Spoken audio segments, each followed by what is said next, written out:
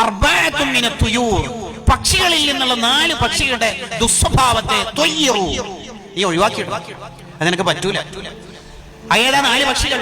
തഊസുന, നമ്മളെ മയില്, നമ്മുടെ എന്ന് പറയാൻ കാരണം ദേശീയ പക്ഷിയാന്നുള്ള ഒരു പരിഗണന. ദീക്ക് പൂവൻകോഴി, ഖുറാബ് കാക്ക, നസ്ർ പരുന്ത്. എന്താ ഈ 4 പക്ഷികളുടെ പ്രശ്നം? ഒന്ന് കിബറാണ്. കിബർ ആർക്ക്?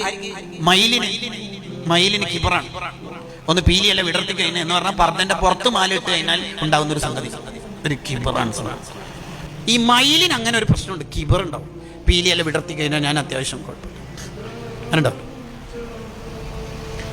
ദീക്ക് പൂവൻകോഴിന്റെ പ്രശ്നം എന്നാ? അതിന് ഷഹ്വത്ത്, അമിതമായ ലൈംഗിക ദാഹം ഉണ്ടാവും. നല്ല സുന്ദരിയായ ഭാര്യ ഉണ്ടാവും, എന്നാലും +2 പെൺപിള്ളേർ പോകുമ്പോൾ നോക്കും. അത് വേറെ തന്നെ ഒരു ലെവലാണത്, ഉണ്ടാവും. മൂന്നാമത്തത് ഖുറാബ്, കാക്ക. കാക്ക എന്ന് പറഞ്ഞാൽ കേരളത്തിലെ ചില ജില്ലകൾ പറയുന്ന കാക്ക അല്ല, മറിച്ച് പക്ഷിയിലെ ഐറ്റമായ കാക്ക. അതിന്റെ പ്രശ്നം എന്നാ? അതിന്റെ പ്രശ്നം എന്ന് പറഞ്ഞാൽ ഹിർസാണ്, അലച്ച. എത്ര കിട്ടിയാലും കാക്കക്ക് അങ്ങനെ ഒരു പ്രശ്നമുണ്ട്. നല്ല ഫുഡ് കൊടുത്താലും പിന്നെ എലി ചത്തതുണ്ടെങ്കിൽ അവിടെ പോയിട്ട് ഒന്ന് കുത്തും.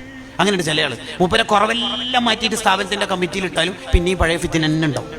കാക്കക്ക് അങ്ങനെയാ, നല്ല ഫുഡ് നമ്മൾ ഇവിടുന്ന് കൊടുത്തു, എന്നാലും അപ്പുറം ഒരു പാമ്പോ എലിയോ ചത്തുണ്ടെങ്കിൽ ഒന്ന് കൊത്തും. അങ്ങനെ അലച്ചയാണ്, ഭയങ്കര അലച്ചയാണ് കാക്കക്ക, ഭയങ്കര അലച്ച. മന്തി, ബിരിയാണി, നൂൽപുട്ട്, പത്തല് എല്ലാം തിന്ന് കഴിഞ്ഞ് ആംബുലൻസിന്റെ ഓൺ അടിച്ചാലും ചോദിക്കും പുഡിങ്, ഐസ്ക്രീം ഒന്നും ഇല്ലേന്ന്. കണ്ടോ ഉണ്ടാവും. ഇതിനാണ് ആർത്തി എന്ന് പറയില്ല. അല്ലാണ്ട് ഒരു ട്രെയിനിന്റെ ഡ്രൈവറെ പേരൊന്നല്ല ഈ ആർത്തി, ഇതന്നെ ആർത്തി. മറ്റേ ആൾക്ക് ശമ്പളം കൂട്ടി എന്ന് പറയുമ്പോൾ നമുക്കുണ്ടാവുന്ന ഒരു സാധനം, അതാണ് സാധനം.